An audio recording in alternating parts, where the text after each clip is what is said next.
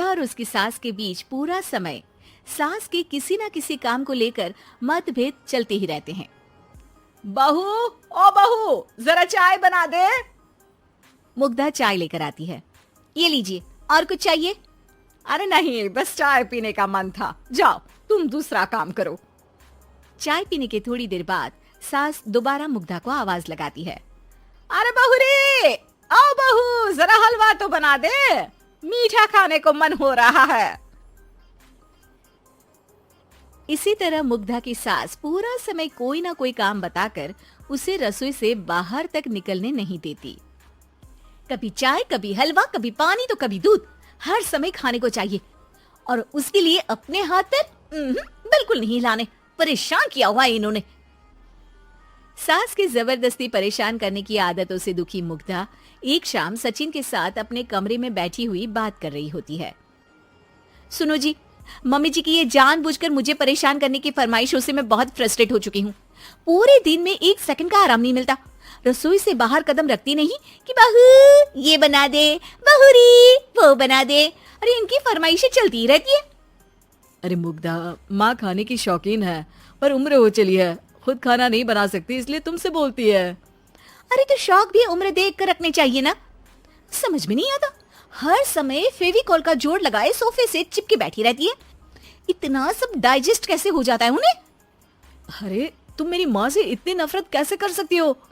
मैं उनसे नफरत नहीं करती जी, बस परेशान हूँ।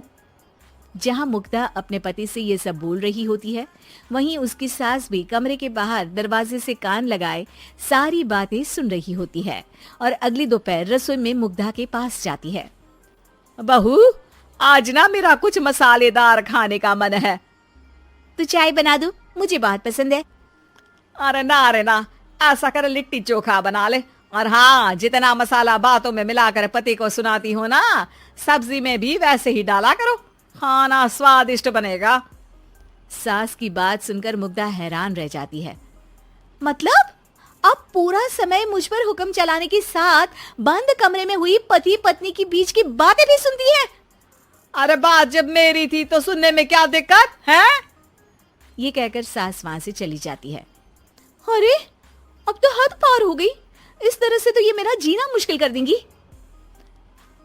मुग्धा सास की हरकतों से परेशान उसका हल सोचने लगती है और इसी तरह कुछ दिन बीत जाते हैं, जिसमें सास का जन्मदिन आता है। मुग्धा बहुत खुशी के साथ अपनी सास को एंड्रॉइड मोबाइल गिफ्ट करती है।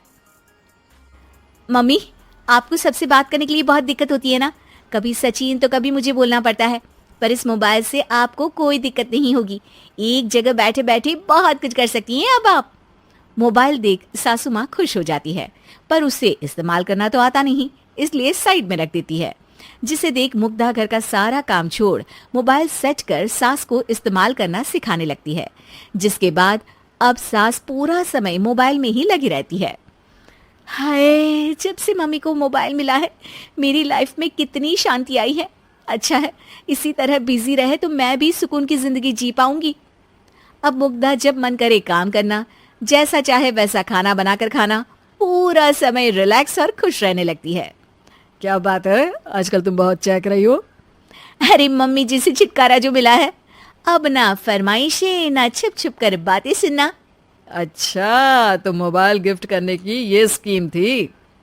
इसी तरह दिन बीतते हैं और अब मोबाइल पर लगी सास फरमाइशों की जगह सवालों के लिए बहू को आवाजें लगाना शुरू कर देती है। अरे बहू सुन तो, देख जरा किसी का फोन क्यों नहीं मिल रहा? रिचार्ज खत्म हो गया है, पर अभी 4 दिन पहले ही तो मैंने किया था, इतनी जल्दी कैसे खत्म हो गया?